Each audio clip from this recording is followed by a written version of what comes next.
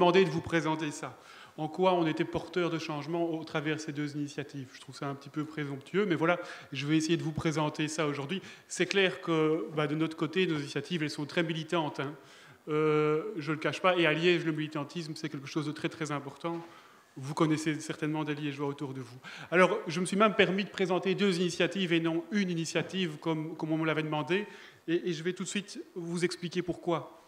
Donc tout d'abord, le premier projet auquel je participe s'appelle Labourage, qui est une entreprise de formation par le travail. Vous connaissez peut-être les EFT, donc ils sont mandatés, enfin qui ont un contrat, si vous voulez, avec la région wallonne pour former des chômeurs longue durée. Et nous, on forme ces chômeurs longue durée au métier du maraîchage.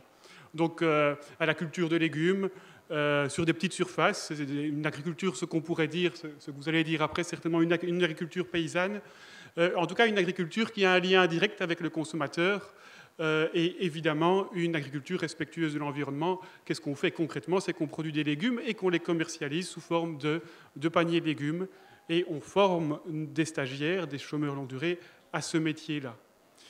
Donc ça, c'est pour Labourage. Je reviendrai un petit peu après sur les objectifs. Et au sein de Labourage, on a créé il y a 4 ans une initiative qu'on voulait la plus grande possible. On se dit, là, l'économie sociale, elle doit s'emparer de l'économie finalement. Et qu'est-ce qu'on a fait? On a créé un domaine viticole. Monsieur Van Ypersel va certainement dire que ce n'est pas sur le réchauffement climatique qu'on devait compter, et d'ailleurs, ce n'est pas là-dessus qu'on compte du tout. C'est parce qu'il y a des nouvelles techniques maintenant agricoles qui permettent de faire de la vigne en Belgique. Oui, c'est dingue. Mais il y a surtout moyen de faire du vin de qualité, du vin de très grande qualité, et en plus en agriculture biologique. Vous allez me dire, il est tombé sur la tête, et pourtant pas du tout. Et c'est finalement ça qu'on veut faire, c'est servir d'exemple pour l'agriculture, pour dire qu'on peut faire ce genre de choses-là qu'on a du mal à faire en France, la vigne en bio. On peut la faire en Belgique, sous certaines conditions. Et donc voilà, porteur d'exemple, c'est ça que je vais essayer de vous montrer aujourd'hui. Alors tout d'abord, la première question que Crédal m'a posée, c'est un peu quels sont nos objectifs. Je vais aller assez vite là-dessus parce que finalement, c'est des constats qui viennent d'être faits ou qui vont encore être faits. Le premier objectif des objectifs sociaux, c'est lutter contre les inégalités, les problèmes sociaux de chômage, je pense qu'on les connaît. Moi, je rajoute toujours à ça un constat que je fais personnellement tous les jours, c'est le problème du sens. C'est finalement que les gens qui viennent chez nous parce qu'ils ont besoin d'une formation ou qu'ils ont besoin d'être insérés dans la société, qui n'arrivent pas à s'insérer dans la société, c'est vraiment un problème de sens. Ils n'ont pas leur place dans la société et finalement, nous, on essaye de répondre en leur donnant une place. Et voilà, je vais un petit peu revenir là-dessus après. Deuxième constat, voilà, c'est un peu lié à ce que vous allez expliquer aujourd'hui. Je pense que là, je ne vais pas non plus m'éterniser là-dessus. Les problèmes agricoles, on en parle beaucoup. Le problème des pollutions des sols, les problèmes environnementaux liés à l'agriculture. Mais donc, partant de ce constat-là, on a envie de proposer quelque chose d'autre. Et je rebondis sur un problème supplémentaire dans l'agriculture, je l'ai mis là, des problèmes économiques. Je pense qu'on entend beaucoup parler de fermes qui ont des problèmes. Et donc l'agriculture est vraiment actuellement face à un problème économique très important.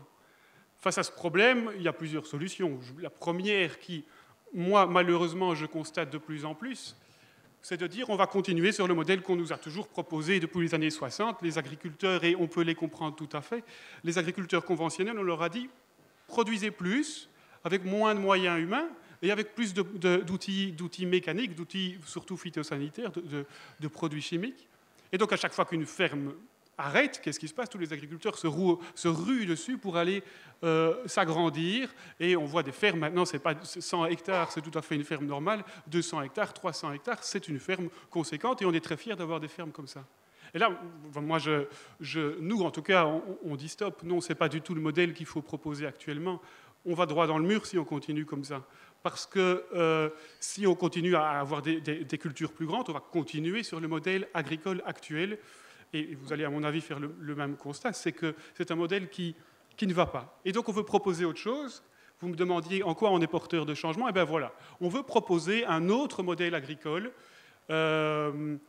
qui répond au premier défi, au défi économique, dire qu'on peut créer, en créant de la valeur ajoutée importante, en produisant des produits de qualité que les consommateurs vont pouvoir directement consommer, une agriculture locale, on va augmenter la valeur ajoutée et finalement, économiquement, mes collègues agriculteurs vont pouvoir mieux vivre de leur travail. Je pense que c'est essentiel. Mais au travers de ça, on va aussi porter un autre modèle agricole, un modèle voilà, qui est basé sur le respect de l'environnement, en utilisant forcément moins d'intrants, en voyant le sol différemment. Là, je ne vais pas rentrer dans les détails techniques, je pense que ce n'est pas le sujet aujourd'hui.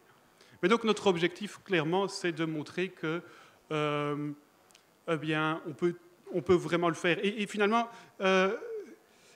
c'est ce qu'on fait tous les jours. On travaille tous les jours avec des agriculteurs autour de nous qui viennent nous aider en créant un domaine viticole d'une quinzaine d'hectares qui demande une main-d'œuvre très importante. On sous-traite certains travaux aux agriculteurs qui, il faut être franc, parfois nourrit un peu au nez parce qu'ils voient des mauvaises herbes un peu partout. Et clairement, ce n'est pas aussi propre que les champs qu'on voit partout autour de nous où c'est de la monoculture et on ne voit que des céréales, que des patates, et tout arrive à être extrêmement propre. Non, nous, clairement, ce n'est pas le même modèle, on voit les choses différemment, mais il faut arriver à leur prouver que c'est gérable et qu'en plus, eh bien, on peut vraiment en vivre beaucoup mieux que l'agriculture aujourd'hui.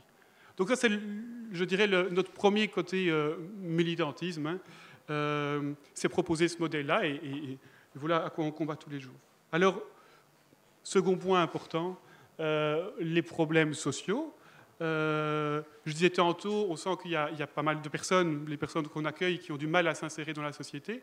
Et je pense que là, on peut clairement leur donner une place. Hein. L'agriculture bio, il faut être aussi réaliste. Elle demande plus de main-d'œuvre parce qu'il y a des travaux qui doivent être réalisés manuellement, mais elle demande surtout une main-d'œuvre qualifiée. L'agriculture biologique, quoi qu'on en dise, c'est une agriculture de haute technologie. Il faut utiliser des outils parfois mécaniques qui remplacent les produits chimiques. Il faut bien connaître ces produits. Et donc là, il y a un besoin en formation très, très important. Et voilà que nous, on essaye d'y contribuer à notre manière, en tout cas, en formant des personnes, en insérant des personnes dans ces métiers-là. Voilà. Alors, non, je reviens en arrière. Voilà.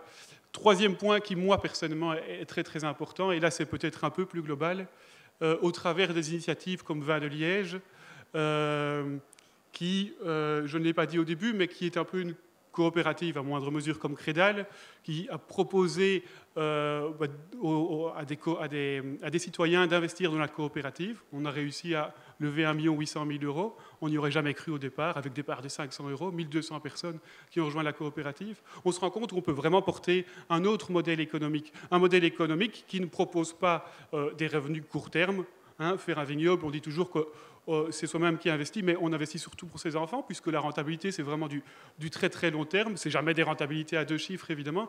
Et pourtant, on y arrive. On arrive à faire des projets où il y a du monde qui nous soutient, où on arrive à lever des capitaux importants. Et ça, moi, je trouve que c'est quand même formidable. Ça veut dire qu'il y a clairement une envie de donner du sens à son épargne. Évidemment, on rejoint directement Crédal, donc pour ça que je le place à la fin.